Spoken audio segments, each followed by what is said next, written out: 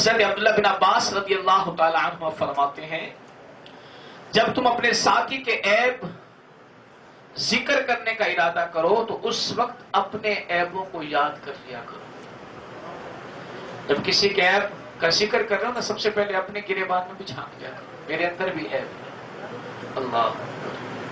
اللہ پاک ہمیں دوسروں کے عیب تلاش کرنے سے بچنے اور اپنے عیبوں کی تلاش کرنے ان کی اصلاح کی توفیق عطا فرمائے. غیبت مت کیجیے. اجتماعی زندگی کے آداب میں سے چھٹا ادب یہ ہے پیارے اسلام بھائی, کسی بھی مسلمان بھائی کی غیبت نہ کیجیے. اللہ پاک فرماتا ہے وَلَا يَغْتَبْ بَعْضُكُمْ بَعْضًا, اور ایک دوسرے کی غیبت نہ کرو. ایک دوسرے کی غیبت نہ کرو. غیبت کسے کہتے ہیں پہلے تو ہمیں یہ معلوم ہونا چاہیے. کسی کے بارے میں اس کی غیر موجودگی میں ایسی بات کہنا کہ اگر وہ سن لے یا اس کو پہنچ جائے اسے ناگوار معلوم ہو, اسے غیبت کہتے ہیں. اچھی طرح اسے ذہن میں بٹھا لیجئے گا. کسی کے بارے میں اس کی غیر موجودگی میں ایسی بات کہنا کہ اگر وہ سن لے یا اس کو پہنچ جائے تو اسے ناگوار معلوم ہو, اسے غیبت کہتے ہیں. مثلا کسی مجلس سے اٹھ کر جانے کے بعد اس طرح کہنا یار وہ گیا جان چھوٹی, ڈھیر ہوشیار ہے, بات بات پر ہاں ہاں کر کے ہنستا تھا, وغیرہ وغیرہ. اسی طرح مستحبات و نوافل میں سستی کرنے والے کے بارے میں اس طرح کہنا اس نے زندگی میں کبھی عاشورہ کا روزہ نہیں رکھا, وہ اوابین کیا پڑے گا, اس کو تو یہ پوچھو کہ یہ نوافل کس وقت پڑھتے ہیں. وہ تبرک کہہ کر نیاز تو کھا لیتا ہے مگر اس کے لیے چندہ کبھی نہیں دیتا. یہ سب غیبت کی مثالیں ہیں. پیارے اسلام یہ بھی مسلمان کی عزت میں سے ہے. ہم اس کی نہ غیبت کریں نہ ہی سنیں. غیبت گناہ کبیرہ, قطعی حرام اور جہنم میں لے جانے والا کام ہے. غیبت کو حلال جاننے والا پیارے اسلامی بھائیوں کافر ہے. جو غیبت کو حلال جانے نا وہ کافر ہے. غیبت کرنے والا فاسق و گناہگار اور عذاب نار کا حقدار ہوتا ہے بغیر شرعی مجبوری کی. غیبت سننے والا بھی غیبت کرنے والے ہی کی طرح گناہگار ہوتا ہے.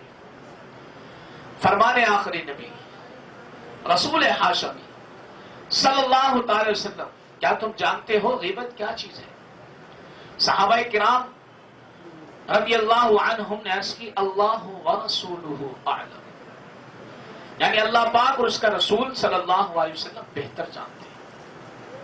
ارشاد فرمایا تم اپنے بھائی کا وہ عیب بیان کرو جس کے ذکر کو وہ ناپسند کرتا ہے. عرض کی گئی اس کے بارے میں آپ کی کیا رائے ہے؟ اگر میرے بھائی میں وہ عیب موجود ہو جسے میں بیان کرتا ہوں, ارشاد فرمایا تم جو عیب بیان کر رہے ہو اگر وہ اس میں موجود ہو جب بھی تو وہ غیبت ہے, اور اگر اس میں وہ عیب نہیں تو پھر وہ بہتان ہے. اللہ پاک کے آخری نبی رسول ہاشمی صلی اللہ تعالی علیہ وسلم نے ارشاد فرمایا غیبت زنا سے بھی زیادہ سخت ہے. غیبت زنا سے بھی زیادہ سخت چیز ہے. لوگوں نے عرض کیا یا رسول اللہ غیبت زنا سے زیادہ سخت کیسے ہے؟ ارشاد فرمایا مرد زنا کرتا ہے تو پھر توبہ کرتا ہے, اللہ پاک اس کی توبہ قبول فرماتا ہے, اور غیبت کرنے والے کی تب تک مغفرت نہ ہوگی جب تک وہ معاف نہ کر دے جس کی اس نے غیبت کی ہے, تب تک اسے معافی نہیں مل سکتی. رسول خدا احمد مصطفیٰ صلی اللہ علیہ وسلم نے فرمایا جب مجھے معراج کرائی گئی تو میں ایسے لوگوں کے پاس سے گزرا جن کے ناخون پیتل کے تھے اور وہ ان ناخونوں سے اپنے چہروں اور سینوں کو نوچ رہے تھے. میں نے پوچھا ہے جبریل علیہ السلام یہ کون لوگ ہیں؟ انہوں نے کہا یہ وہ افراد ہیں جو لوگوں کا گوشت کھاتے تھے, یعنی غیبت کیا کرتے تھے اور ان کی عزت پامال کرتے تھے. پیارے آقا مدینے والے مصطفیٰ صلی اللہ علیہ وسلم نے ارشاد فرمایا جس نے دنیا میں اپنے بھائی کا گوشت کھایا یعنی غیبت کی, اس کے پاس قیامت کے دن اس کے بھائی کا گوشت لایا جائے گا اور اسے کہا جائے گا جس طرح دنیا میں اپنے مردہ بھائی کا گوشت کھاتے یعنی غیبت کیا کرتے تھے اب زندہ کا گوشت کھاؤ. وہ چیخ مارتا ہوا اور منہ بگاڑتا ہوا کھائے گا. اللہ اکبر.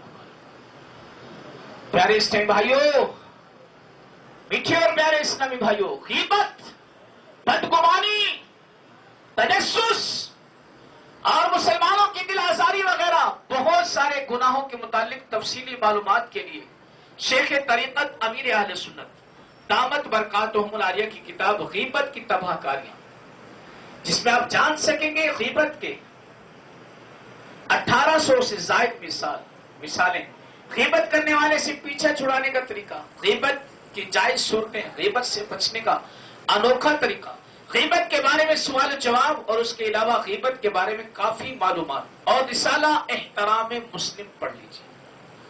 اس طرح مکتبۃ المدینہ کی کتب، نمبر 1 تکلیف نہ دیجیے، نمبر 2 گناہوں کے عذابات، نمبر 3 بدگمانی، اور نمبر 4 جہنم میں لے جانے والے اعمال بھی خریدیے اور انہیں پڑھیے اور علم دین کا خزانہ حاصل کیجیے. آپ یہ کتابیں اسلامک ای بک لائبریری سے مفت ڈاؤن لوڈ بھی کر سکتے ہیں. اسلامک ای بک لائبریری ایک موبائل ایپلیکیشن ہے جو اینڈرائڈ دونوں طرح کے ڈیوائسز کے لیے موجود ہے. اس ایپلیکیشن میں اسلامی کتابیں مختلف زبانوں میں دستیاب ہیں، اور اگر کسی کو کتاب پڑھنے میں مشکل ہے تو ایسے افراد آڈیو بک لائبریری کے ذریعے کتابیں سن کر بھی علم دین سے فائدہ اٹھا سکتے ہیں. اس ایپلیکیشن کے ذریعے مکتبۃ المدینہ سے شائع پبلش ہونے والی کتابیں مفت ڈاؤن لوڈ بھی کی جا سکتی ہیں. یہ ایپلیکیشن اپنے موبائل میں انسٹال کر لیجئے، خود بھی فائدہ اٹھائیے اور دوسروں کو بھی اس کی ترغیب دلائیے. اے عاشقان رسول، ہم مسلمان ہیں اور اسلام نے ہمیں دوسروں کی عزت کا محافظ بنایا ہے. اس لیے ہم نے خود تو دوسروں کی عزت کرنی ہی کرنی ہے، اور اس کے ساتھ ساتھ دوسروں کی عزت پر بھی پہرا دینا ہے. مثلا کوئی ہمارے مسلمان بھائی کی غیبت کر رہا ہے، اب ہم پر لازم ہے کہ اسے غیبت سے روکیں. اگر روک نہیں سکتے تو وہاں سے اٹھ جائیں. اسی طرح کوئی ہمارے مسلمان بھائی کا مذاق اڑا رہا ہے، اسے تانے دے رہا ہے، اس کے عیب اچھال رہا ہے، تو جہاں تک بن پڑے ہمیں چاہیے کہ حکمت عملی کے ساتھ اپنے مسلمان بھائی کی عزت کی حفاظت کریں اور ثواب کمائیں. حضرت ابو درداء رضی اللہ عنہ سے روایت ہے، پیارے آقا مدینے والے مصطفیٰ صلی اللہ علیہ وسلم نے ارشاد فرمایا، جو بھی اپنے مسلمان بھائی کی عزت کی حفاظت کرتا ہے اللہ پاک قیامت کے دن اس کی جہنم سے حفاظت فرمائے. اللہ پاک قیامت کے دن جہنم سے اس کی حفاظت فرمائے. عاشقان رسول، آخر میں پیارے پیارے آقا مدنی مصطفیٰ صلی اللہ تعالی وسلم کی چند پیاری پیاری ادائیں سنتے ہیں. پیارے نبی رسول ہاشمی صلی اللہ علیہ وسلم کی یہ پیاری پیاری ادائیں بھی مسلمانوں کی عزت کرنے کے لیے ہماری رہنما ہے. سلطان دو جہاں صلی اللہ علیہ وسلم آنے والوں کو محبت دیتے، قوم کے معزز فرد کا لحاظ فرماتے اور اس کو قوم کا سردار مقرر فرماتے، لوگوں کو اللہ پاک کے خوف کی تلقین فرماتے، صحابہ کرام علیہم رضوان کی خبر گیری فرماتے، لوگوں کی اچھی باتوں کی اچھائی بیان کرتے اور اس کی تقویت فرماتے، بری چیز کو بری بتاتے اور اس پر عمل سے روکتے، ہر معاملے میں اعتدال یعنی میانہ روی سے کام لیتے، لوگوں کی اصلاح فرماتے. آپ صلی اللہ علیہ وسلم اٹھتے بیٹھتے یعنی ہر وقت ذکر اللہ کرتے رہتے، جب کہیں تشریف لے جاتے تو جہاں جگہ مل جاتی وہیں بیٹھ جاتے اور دوسروں کو بھی اس کی تلقین فرماتے، سب کے حقوق کا لحاظ رکھتے. آپ صلی اللہ علیہ وسلم کی خدمت میں حاصل ہونے والے ہر فرد کو یہی محسوس ہوتا کہ سرکار صلی اللہ علیہ وسلم مجھ سے زیادہ محبت فرماتے. خدمت بابرکت میں حاصل ہو کر گفتگو کرنے والے کے ساتھ اس وقت تک تشریف فرما رہتے جب تک وہ خود نہ چلا جائے. جب کسی سے مصافحہ فرماتے یعنی ہاتھ ملاتے تو اپنا ہاتھ کھینچنے میں پہل نہ فرماتے. سائل یعنی مانگنے والے کو عطا فرماتے. آپ صلی اللہ علیہ وسلم کی سخاوت اور خوش و خلقی ہر ایک کے لیے آپ تھے. آپ صلی اللہ علیہ وسلم کی مجلس علم، بردباری، حیا، صبر اور امانت کی مجلس تھی. آپ صلی اللہ علیہ وسلم کی مجلس میں شور و غل ہوتا نہ کسی کی تذلیل یعنی بے عزتی. آپ صلی اللہ علیہ وسلم کی مجلس میں اگر کسی سے کوئی بھول ہو جاتی تو اس کو شہرت نہ دی جاتی. جب کسی کی طرف متوجہ ہوتے تو مکمل توجہ فرماتے. آپ صلی اللہ علیہ وسلم کسی کے چہرے پر نظریں نہ کرتے.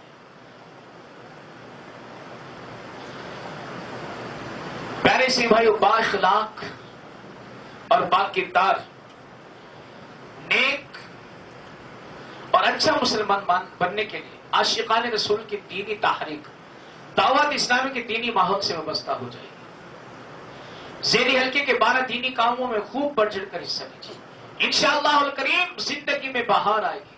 کردار نکھر کر اجلا اجلا ہو جائے گا اور دین و دنیا کی بے شمار بھلائیاں نصیب ہوں. ذیل حلقے کے 12 دینی کاموں میں سے ایک دینی کام ہے مدنی قافلہ. آئیے آپ کی ترغیب کے لیے ایک مدنی بہار سنتے ہیں. جیکب آباد سندھ کے علاقے سے تعلق رکھنے والے اسلامی بھائی کا بیان کچھ یوں ہے کہ پہلے میں غلط عقائد کا حامل تھا اور اخلاقی برائیوں کی دلدل میں دھسا ہوا تھا. روزانہ رات کو 8 سے 12 بجے تک بھنگ، چرس اور شراب وغیرہ کا نشہ کیا تھا. پھر بدمست ہو کر گھر پہنچتا اور بستر پر بے سدھ ہو کر سو جاتا.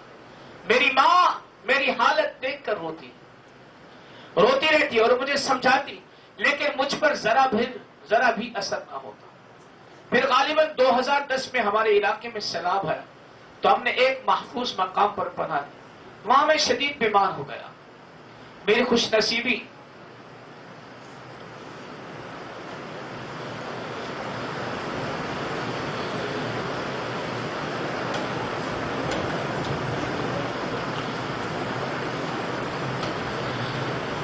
فرماتے ہیں کہ میری خوش نصیبی کہ میری ملاقات ایک دعوت اسلامی بھائی سے ہو گئی، جن کی انفرادی کوشش کے نتیجے میں زندگی میں پہلی بار مجھے مدنی قافلے میں سفر کی سعادت نصیب ہوئی. الحمدللہ مدنی قافلے کی برکت سے بدعقیدگی اور نشے کی بری عادت سے توبہ کی توفیق مل گئی.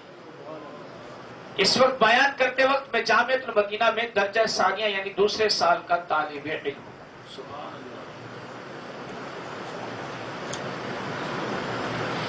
پیارے اسلام بھائی، بیان کو اختتام کی طرف لاتے ہوئے سنت کی فضیلت اور چند آداب زندگی بیان کرنے کی سعادت حاصل کرتا ہوں.